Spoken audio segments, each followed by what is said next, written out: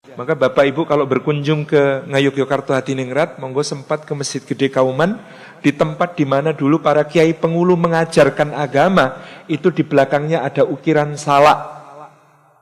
Kenapa ukiran salak? Untuk selalu mengingatkan hadis man salaka tariqan. Jadi kenapa buahnya buah salak? Sama kalau penjenengan masuk ke Masjid Gede itu sejak pagar langkannya Masjid Gede itu pasti ukirannya waluh. Waluh itu buah labu Jawa. Waluh kenapa waluh? Karena yang membentengi kita dari kemurkaan Allah dan api neraka adalah tauhid.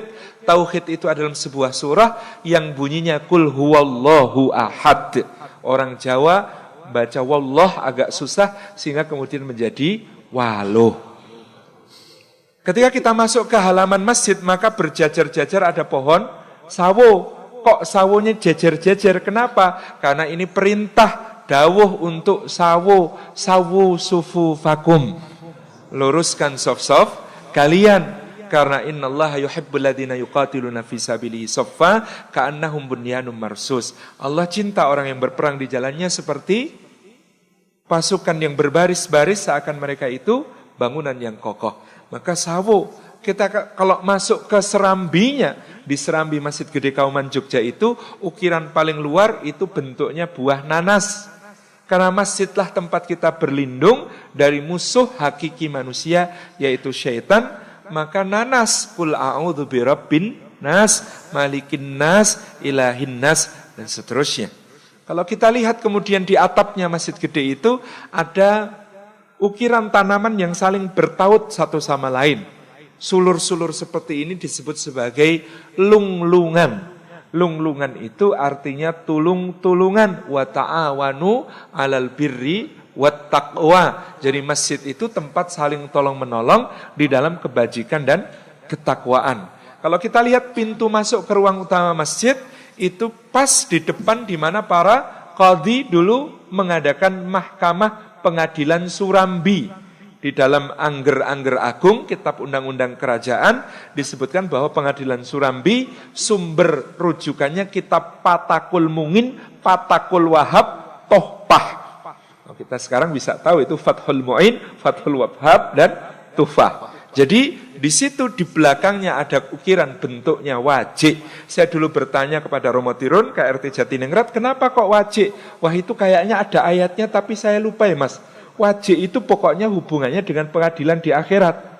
Oh, saya akhirnya kemudian menduga, oh ini pasti ayatnya waji'a yauma idzim bi jahannam yauma idzi yatadzakarul insanu wa anna lahu dzikra. Kenapa diukir wajik?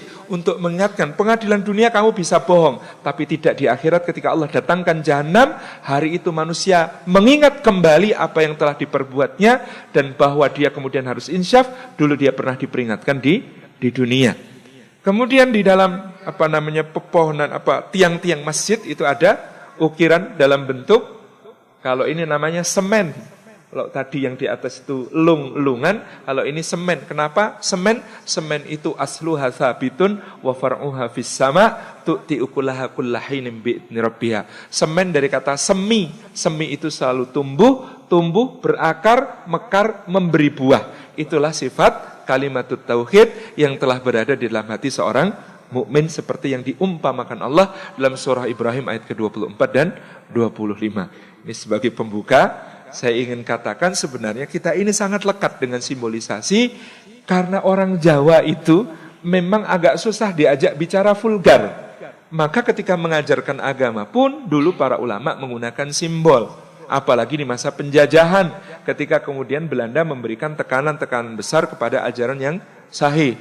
Sehingga kemudian kita lihat sampai ke atap masjidnya, tajuk atapnya berbentuk tajuk, di puncaknya bukan kubah, tetapi ukiran daun keluih. Jadi kalau kita lihat masjid-masjid yang ada hubungannya dengan Keraton Mataram itu pasti di bagian atas ukirannya daun keluih. Kok keluih? Keluih itu kaluwihan. Bahasa Arabnya al-fadl. Maka kul innal fadla biyadillah. Yang namanya keutamaan, anugerah agung itu berada di dalam tangannya Allah Subhanahu wa ta'ala. Jadi ini contoh bahwa kita ini sangat lekat dengan berbagai macam hal yang sangat syar'i. Kita belum bicara dengan tata istana sejak dari Nyuwun Sewu di sini juga ada, tapi saya menduga sama karena arsitek Keraton Yogyakarta dengan Keraton Surakarta itu orang yang sama. Ketika di sini dia masih bernama Pangeran Mangkubumi, pindah ke Yogyakarta dia menjadi Sultan Hamengkubuwono pertama.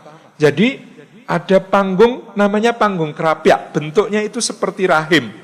Beliau bentuk seperti rahim, di situ biasanya pelihara hewan berupa rusa. Lalu nanti Sultan biasanya memanah dari atas, itu simbol konsepsi. Jadi kalau panahnya kena ke rusa, itu seperti sperma kena sel ovum. Jadilah konsepsi di situ, maka di dalam rahim itu kemudian ada desa namanya Mijil. Mijil itu artinya lahir, disitulah kelahiran manusia. Sesudah dari panggung Krapyak, kalau di Jogja, kalau berjalan ke arah utara, kita menuju ke Plengkung Nirboyo. Gerbang keraton yang di sebelah selatan namanya Plengkung Nirboyo. Karena kampungnya namanya Gading, sini juga ada ya. Namanya, maka kemudian sering disebut sebagai Plengkung Gading. Itu jalannya itu, yang kanan pohon asem, yang kiri pohon tanjung. Selalu begitu. Kok asem karo tanjung? Karena membesarkan anak itu dalam tradisi Islam, itu harus banyak mesem dan banyak menyanjung. Makanya pohonnya pohon asem dan pohon tanjung, harus banyak mesem, banyak nyanjung. Karena bayi itu sengsem, bayi itu bayi yang banyak memberikan pesona kepada kita. Kita jalan masuk ke dalam keraton, pertama ketemu dengan alun-alun selatan. Di alun-alun selatan itu sebelum masuk ada pohon seperti pohon asem tapi warna daunnya lebih muda. Maka disebut sebagai pohon sinom. Inilah tanda masa kemudaan, posisinya di alun-alun. Pohon sinom ini menendangi masuk alun-alun itu jalannya 5, yang 2 halus, yang 3 kasar. Inilah panca indera, kenapa yang 2 halus, yang 2 ini akan yang terbanyak dimintai pertanggungjawaban oleh Allah, inna sam'a wal basara, yaitu pendengaran dan penglihatan. Lalu di alun-alun ini ada 3 macam pohon dulu. Pakel, pelem, kueni. Ini jenis mangga-manggaan semuanya ya. Pakel itu mangga hutan, pelem itu pohon mangga yang biasa kita kenal, kueni itu sejenis mangga juga, bentuknya bulat, seratnya lebih kasar. Pakel, pelem, kueni ini menyimbolkan orang yang balik itu harus pakel. Pakel itu artinya akil, tidak boleh hanya balik tapi harus akil, harus mempergunakan akal. Dia sudah mulai mumayyiz, bisa membedakan yang benar dan yang salah. Pelem itu artinya gelem. Gelem itu artinya mau, maksudnya mau melaksanakan syariat. Syariat apa? Karena dia sudah mukallaf. Jadi mumayyiz lalu mukallaf, dia sudah terkena beban-beban syariat sehingga harus gelem melaksanakan syariat. Yang ketiga kueni. Kueni itu artinya wani, berani, bertanggung jawab karena semua amal perbuatannya mulai saat itu sudah ditulis dan kelak akan dipertanggungjawabkan di akhirat. Makanya ada pakel, pelem, kueni. Konon kata kakek saya dulu jumlah pakelnya 61, pelemnya 63, kueninya 64. Jumlah apakah itu?